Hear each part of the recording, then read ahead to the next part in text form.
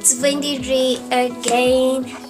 If you haven't subscribed, please subscribe. And it's poetry time with an explanation at the end of the video, so stick with me to hear the full meaning of the poem and the experience behind it. Let's go. The poem is called Here. Here, like here. Not like here, here. Place. Okay, let's start. Can you hear chaos when their hearts beat? Like a war cry, the pumping rhythm goes. Rhythm passed on to each other like old tales. Tales shared in familiar yet strange metaphors. All in one room, the metaphors play God. Here is a place full of angels dancing with really loud demons, walking around with this darkness trying to light up one another. Floating, restless souls looking for peace, locked in someone's pain, breaking in their own stories and being made in a stranger's story. Here is a place I watched many heal by the broken, taking all the love denied to oneself and putting it to good use. Best unraveling in resurrection stories of the living, almost called it holy, this place, but more of rare magic. Because how else do you explain the breaks and the builds of this place? The beckoning of beautiful art to grow from the ugly parts of their lives. The ability to make art mightier than the sword demons give to you. Sleeping relieved of minor demons and wake up in love again. Writing and singing our dishevelment into elegance. Swallowing of nooses to spit out halos for all. Here is home. So, the poem is called Here. I wrote this poem when I was, staying in this studio because I was signed in a certain label. And in this label, they had like this safe space for artists. This thing where people say artists are depressed, artists are broke, artists are this, they say hungry and all that kind of stuff. I mean, for the most part, it's true. They're always fighting something. And here is supposed to represent that studio. It was like a safe space for artists. It was a safe space for all broken people.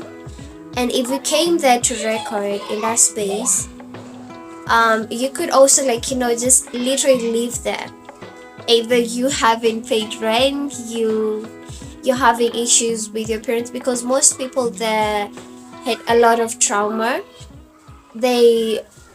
Some of them were chased out of their own homes. Some of them did not have a relationship with their family at all. Some of them were depressed. Some of them were suicidal. Most of them were suicidal. And it was that kind of space, safe space, where we could meet and talk and share experiences and help each other. So when I went to stay there, the first time I was introduced in that place, and I met these people who were, sleeping in that place, and I decided to hang out with them for a week. That is how I came up with Here. So Here starts like this. Can you hear chaos when their hearts beat?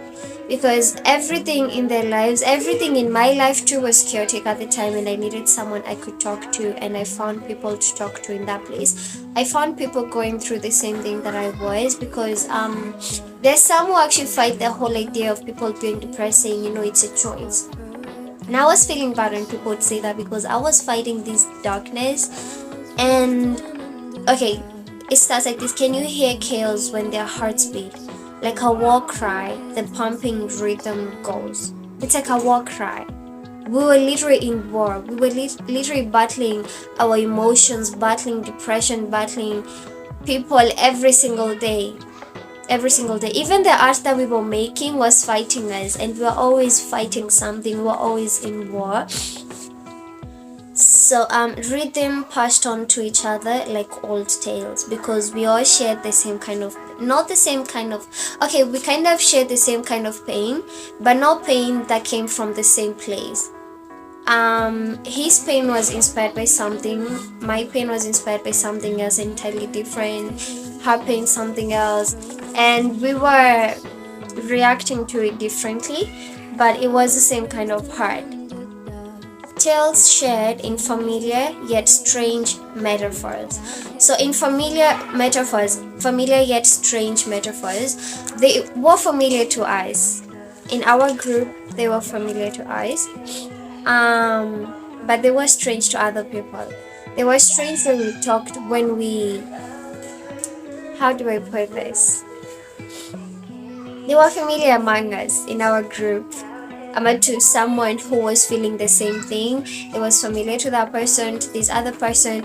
We would talk about our experiences, and it would be familiar to everyone else as much as you thought it was strange and it wasn't. It was something new to you. All in one room, the metaphors played God because they brought us together. They made us feel love for the first time. The people who were broken there, I wasn't that broken. It was mostly the way I observed these people working together, the way I observed these people fixing each other, these broken people trying to fix other broken people who were coming there. So it was mostly about, just me observing how they were functioning, because I was in a dark place, yeah, but it did help me. It was a safe space for me too. Here is a place full of angels dancing with really loud demons. So I call them angels because honestly, I would look at them and I would see this purity in them. There was some kind of darkness though. That's why I'm saying dancing with really loud demons, because whatever it is that they were fighting, the depression, the suicide, all that kind of stuff, it was just dark stuff. So that is what I'm saying. And they were like really nice people. So here is a place full of angels dancing with really loud demons, walking around with this darkness, trying to light up one another. And they were always walking around with all this trauma, and they would meet someone else in the same level with the same trauma, and they'll try to fix it. They try to bring light when they themselves are walking in darkness every single day. Floating, restless souls looking for peace, locked in someone's pain. So, as you can tell, restless souls looking for peace, locked in someone's pain. Because, like I say, the people were healing each other there. They were also, trying to fight some kind of a demon, they were hurt. They were going through pain themselves. But out of that pain, they managed to give peace to someone else. Breaking in their own stories and being made in a stranger's story. This means breaking in their own stories, because everyone there came with their own story, maybe like family issues, and something happened to you and it broke you. But you come here and it goes and being made in a stranger's story. So you go to that place and you meet other people like you who have been breaking because of their own stories, things that have been happening in their own stories, and you hear their story and you kind of get inspired that they're still here, they're still breathing, and you break in your own story, but you eventually get made whole in a stranger's story, or in another person's story. Here is a place I watched many healed by the broken. Like I said, the literally just broken people walking around trying to heal other people when they themselves are broken, taking all the love. And sometimes these people were the kind of people that get shunned from the society. They're the kind of people that get shunned from the society. I won't explain further. And these whole people in the society could not even try to help heal them. So the only people who helped heal them were other people broken as them. Taking all the love denied to oneself and putting it to good use. Now, most of them, they had just issues. I had issues, like, let's say for example, I was so self-aware of my own body. I had body dysmorphia, and most of the times, in those times, I used to hate myself like a lot. Like I said in my previous poem, the one that was suicidal, it's all about relationship that relationships that were going awry. A relationship with my ex, with God, and myself. Nothing was going right. So at the time, I had denied myself so much love, but I got to put it into good use when I went there, because I started showing this love that I was denying myself to other people. That's what they were doing, and eventually you'd learn to love yourself. You'd learn to love your own story as much as you loved someone else's story. Best unraveling in resurrection stories of the living. So resurrection stories of the living, their stories, because something happened that killed them, that killed a part of them. Now when they tell you about the story, how they came out of it, you get to unravel, you get to be made whole in their story, their breaking story. I almost called it holy, this place, but more of rare magic. So yeah, I almost called it holy, but more of rare magic, because yeah, not holy, just rare magic. It's rare to go to a place where you meet so many people broken and hurt by life, and you go there and you get to be fixed in their stories. You get to be fixed in an atmosphere that screams broken, that screams hurt, that screams pain, that screams suicide. An atmosphere like that screams all of that stuff, but it gets to heal you from all that stuff. Because how else do you explain the breaks and builds of this place? The beckoning of beautiful art to grow from the ugly parts of their lives. For example, me. The ugly part of my life, which was heartbreak from God and from my ex. Okay, let me put it this way. Most of the poems I've written, they've literally just come from a place of pain. So that is the place I call the ugly part of my life. But that ugly part of my life gave birth to beautiful art. An ugly part that gave birth to beautiful art. Because the poems, the songs, even the songs that they write there, they write them from experiences, from these ugly stuff that happened to them. Ugly experiences that happened to them, but from that ugly experience, they get to give birth to something so beautiful. A beautiful song, a beautiful poem. That's what I mean. The ability to make art mightier than the sword demons gift you. So the swords demons gift you, I'll say, like, for myself, it's not like I wasn't ugly, but you know, body dysmorphia will make you think a lot of stuff. My life wasn't that bad, by the way, and I still had family that loved me. And when I look at the people there, most of them had issues with their family. I didn't have any issue like that, but I had other issues. You know, we can't always have the same issue, yeah. So these demons were always gifting me a sword to always kill myself, keep stabbing myself. One day they're gifting me this sword from body dysmorphia, and I keep stabbing myself and I keep hating myself. The next day they're gifting me this word that spells suicide, that is called suicide, or gifting someone else in that studio. But when I say the ability to make art mightier than the sword the demons were gifting, the swords the demons were gifting us, it's because through this, despite the demons gifting us these swords where we kept stabbing ourselves with this thing and, you know, ruining ourselves and being more heartbroken, when we made art, it helped us heal. The art became so more dangerous, mightier than the sword. You get? So, you know, this word, it was that, like, you know, hard eyes. But the art we used to make together, it kind of helped us heal, and it helped us fight the swords, fight the demons. So the art, like I said, the ability to make art mightier than the sword demons gift you. Sleeping, relieved of minor demons, and wake up in love again. So I'm saying sleeping, relieved of minor demons, because we would make a move to, like, you know, sometimes get together and talk about our experiences, and by the time you go to sleep, those talks, those discussions have healed a part of you. Not like fully healed, but they've relieved something in you that was bugging you. At least, even though it's not everything or the trauma, even though we didn't get to the root cause of your trauma, it healed something. And step by step. So you'd go relieved of some minor demons, and then you just wake up in love again. Either you wake up in love with life again, in love with your art again, because some people they eventually ended up even hating their art. You wake up in love with yourself again, which was something that I needed at the time. Writing and singing our dishevelment into elegance.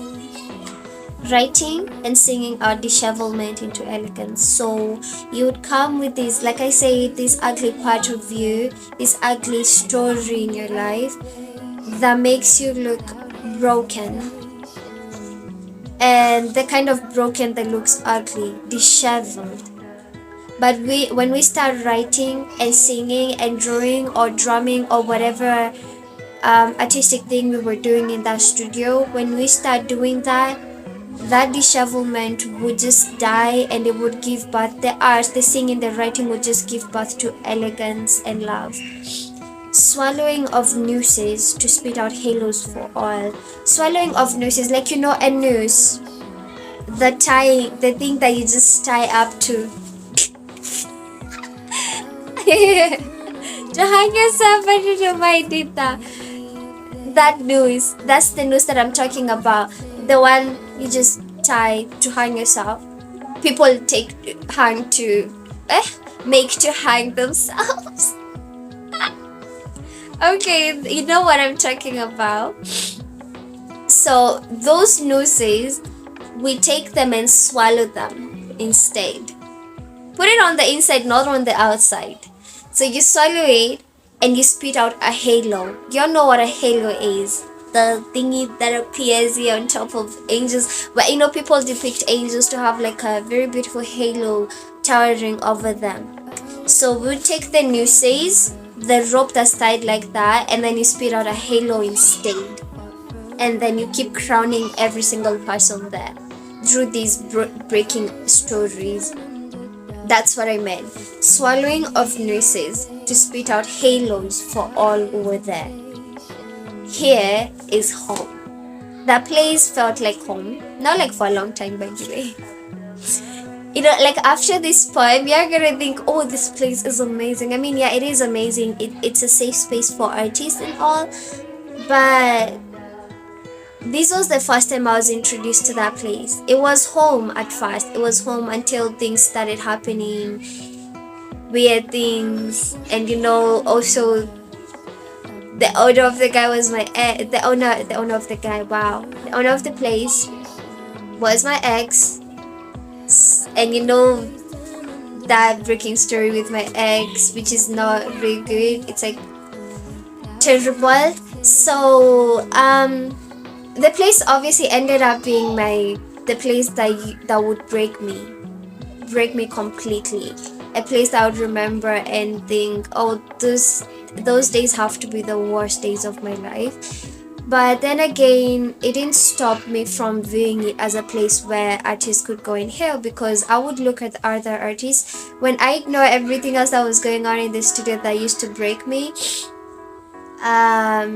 When you ignore that part, just look at every other artist there, because there were so many strings attached on my ear. So yeah, so that's why it ended up breaking me. But for others, they would come there and they would appreciate the space. They would appreciate the safe space for artists. They would appreciate the stories these people are going through, because you would end up coming there and then you get to meet someone else who's gone through the same thing, who's dealing with the same thing that you're dealing with, who's in the same darkness as you are, who's breaking like you are, and they get to talk.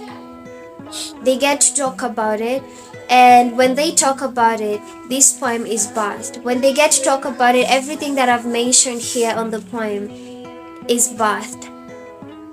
Whatever comes out of the talks is everything I've mentioned here in the poem. So the poem still sticks. It is still a safe space. It broke me eventually, but this is not about me. It's about the space. Ugh. Okay, I don't know how else to explain this. Yeah. So yeah, The poem is called Here, and that's how it came to be. That's how the story came up. That's how, yeah. Thank you for watching this video. Please leave a comment down below. Please, please, please leave a comment down below. Say anything. Even, I don't know, like even write a poem, a line of the poem that hit you, Ama spoke to you, Ama like, made you feel something, some type of way. Just comment down below what you think about the poem, or you think about the experience that I had in that place called Here, place X.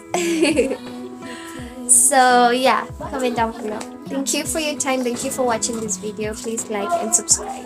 Love you all. Bye. Oh, before I go, let me tell you one thing. I know that God uses men to heal. God uses men to... He uses men when he wants to transfer something to man. And he will use men, like maybe let's say a therapist, to help you go through a certain trauma. But at the end of it all, if you don't include God, your healing process, your healing journey, it's not going to be worth it, because you're gonna end up going back to that. Something will always trigger it. The final healing that you need, the kind of healing that you need, you can only find it in God. Yes, you would do it through people, but you have to include God in that healing process. So when I was writing Here, I didn't have like a very good relationship with God. I mean, I still identified as a Christian, but I didn't have like an intimate relationship with God. I mean, I was still growing as a Christian, but I didn't have that intimate relationship with God. That is all that you need to... That's all that I needed to break out of every single thing, every single issue that I've mentioned here. It's all I needed, honestly. You have to include God in your healing process, include God in your... Whether you're breaking down, whether you're healing, whether you're trying to find yourself, even finding yourself, you have to include God. Because He's the one who created you. He's the one who knows you better than you know yourself. He's the one who can see your future. He can see your past. Things you don't know about yourself, He already knows. So for you to find yourself, you need to find God first, and then He'll help you do that. He lives in you. So for you to find that you in you, you need to get to God first and walk with Him in that journey, where you need to find yourself and heal from some kind of trauma, because only God can do that. Sometimes if you don't include God, you will heal and you will forget. These things, worldly things, will make you forget. But even forgetting can be brought to remembrance, you know that. It's forgetting, so it can be brought to remembrance. So something else might happen that will trigger it. That's not healing, you just forgot. That's what worldly things do. They just make you forget for like a while, or they distract you. And once the distraction is like, gone, you end up sinking, going back in that funk again. So the only way to do it right, the only way, we're even told, even when you're repenting, repent while including the Holy Spirit in your repentance, because you find when you don't do that, you eventually end up going back to the same sin again. So you eventually end up going back to the same place that broke you.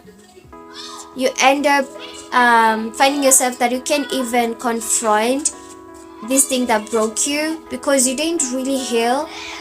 And like I said, for you to fully heal, for you to find yourself, for you to go through that journey where you need to find yourself, for you to, those people are saying new year, new me, or like I'm on a journey to be the woman I've always wanted to be that girl, that woman, that Christian girl, all of that you want to be, that part of you that you're searching for, that you're trying to build.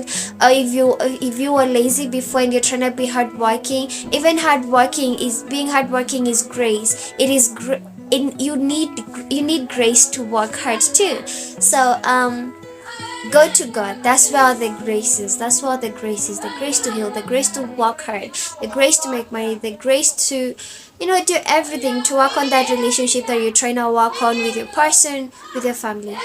Thank you so much. Love you all. Bye.